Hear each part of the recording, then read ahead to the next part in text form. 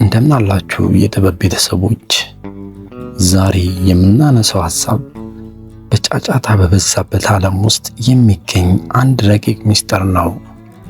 ይኸውም ዝምታ ነው። ብዙዎቻችን ዝምታን እንደ ባዶነት፣ እንደ ድክመት ወይም ንግግር እንደ ማጣት እንቆጥረዋለን። ነገር ግን እውነታው ከዚህ የተለየ ነው። ዝምታ የጥበብ ሁሉ እናት፣ የጥልቅ መልሶች መገኛ፣ የነፍሳችን መተንፈሻ ነው። ለዚህ የጥበብ መንደር አዲስ ለሆናችሁ እንዲህ ያሉ የህይወት ስንቆች እንዲደርሳችሁ ሰብስክራይብ በማድረግ ቤተሰብ ሆኖ ይህ ቪዲዮ ሰላም ለጠፋባቸው ወዳጆቻችን ፈውስ እንዲሆን ላይክና ሼር በማድረግ አብራችሁን ቁሙ። ወደ ዛሬው ጥበባዊ ጉዟችን እንለፍ። አንድም በጭቃ የደፈረሰ ውሃ በዓይነ ህሊናችሁ ሳሉ። ያንን ውሃ ለማጥራት ብትሞክሩና በእጃችሁ ብታማስሉት ይበልጥ እየደፈረሰ ይሄዳል። ውሃው እንዲጠራ ንጹህ እንዲሆን የሚፈልገው አንድ ነገር ብቻ ነው፣ እርሱም ዝምታ ነው።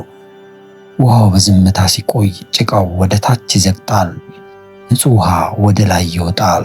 የሰው ልጅ ህይወት እንዲህ ነው። በውስጣችን ብዙ ጭንቀት፣ የንዴትና የግራ መጋባት ጫጫታዎች አሉ። በእነዚያ ጫጫታ ውስጥ ሆነን መልሱን ለማግኘት ብንጮህና ብንናገር ውስጣችን ይበልጥ ይደፈርሳል። ዝምታ ግን የውስጣችን ጭቃ እንዲረግፍና ንጹህ ማንነታችን እንዲታይ ያደርጋል። አንዳንዴ ለጥያቄዎቻችን መልስ የምናጣው መልሶቹ ስለሌሉ ሳይሆን በንግግር ጫጫታ ውስጥ ልንሰማቸው ስላልቻልን ነው። ታላላቅ ፈላስፎች ዝምታን የጥበብ አጥር ይሉታል።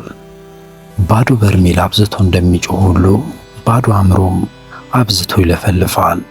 ንግግር ግን ብር ነው፣ ዝምታ ግን ወርቅ ነው የሚባለው በከንቱ አይደለም። ንግግር የውስጣችን ጉልበት ወደ ውጭ ያፈሰዋል። ዝምታ ግን ያንን ጉልበት በውስጣችን አከማችቶ ለትልቅ ተግባር ያዘጋጃልና። አስተውላችሁ ከሆነ በጫካ ውስጥ አራዊት ሲያድኑ በታላቅ ዝምታ ነው። ፀሐይ ስትወጣ በዝምታ ነው።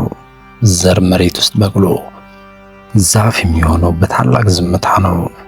በዓለም ላይ ያሉ ታላላቅና ኃያላን ነገሮች ሁሉ የሚከናወኑት በዝምታ ነው። ጫጫታ የድክመት መሸፈኛ ሲሆን፣ ዝምታ ግን የጥንካሬ መገለጫ ነው። ብዙ ከመናገር የተነሳ የተጸጸትክባቸውን ቀናት አስብ። ዝም በማለት ግን ተጸጽተህ ታውቃለህ? ዝምታ ጸጸት የሌለበት የጥበብ መንደር ነው። ወደ መንፈሳዊው ዓለም ስንመለከት ዝምታ ከአምላክ ጋር የመገናኛ ድልድይ ሆኖ እናገኘዋለን። በታላቁ መጽሐፍ ውስጥ ዝም በሉ እኔም አምላካችሁ እንደሆንኩ እወቁ የሚል አስደናቂ ቃል አለ። አምላክን ለማወቅ መጀመሪያ ጫጫታውን ማቆምና ዝም ማለት ያስፈልጋል። እስራኤላውያን በፈርዖን ጦር ተከበው በፊታቸው ባህር፣ በስተጀርባቸው ጠላት ሆኖ በጨነቃቸው ጊዜ ሙሴ እንዲህ አላቸው፣ እግዚአብሔር ስለ እናንተ ይዋጋል፣ እናንተም ዝም ትላላችሁ። አንዳንዴ ትልቁ ተጋድሏችን ዝም ማለት ነው። ሁሉን ነገር በንግግርና በጭንቀት ለመፍታት ከመሞከር ይልቅ ለታላቁ አምላክ ሰጥቶ በዝምታ መጠበቅ ትልቅ እምነት ነው። ዝምታ ከአምላክ ጋር የምንነጋገርበት የልብ ቋንቋ ነው። እርሱ በኃይለኛ ነፋስ ወይም በታላቅ ጩኸት ውስጥ ሳይሆን በዝግታና በለሰለሰ ድምፅ ውስጥ ይገኛል። በማህበራዊ ህይወታችን ውስጥም ዝምታ ታላቅ ጋሻ ነው። ሰዎች ሲሰድቡ፣ ሲተቹ ወይም ባልዋልክበት ስም ሲጠፋ መልስ ለመስጠት መጣጣር እሳቱን እንደማራገብ ነው። ዝምታ ግን የሚወረወሩትን የንግግር ፍላጻዎች የሚያከሽፍ ጋሻ ነው። ለሰነፍ መልስ አትስጠው የሚባለው ለዚህ ነው።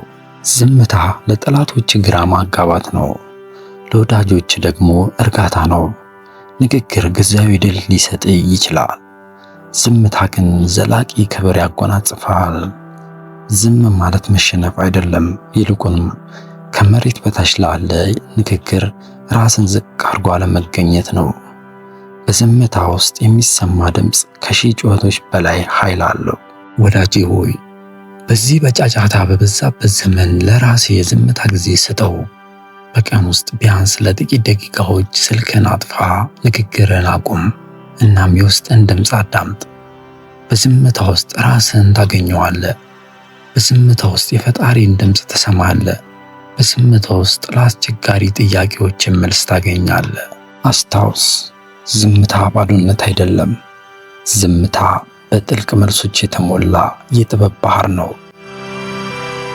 የዛሬው መልእክታችን በዝምታ ውስጥ ጥበብን እንድታገኙ ረድቷችሁ ይሆን? በሕይወታችሁ ዝምታ የረዳችሁ አጋጣሚ ካለ ኮመንት ላይ አጋሩን። ይህ ቪዲዮ ለሌሎች እንዲደርስ ላይክ እና ሼር ማድረጋችሁን አትርሱ።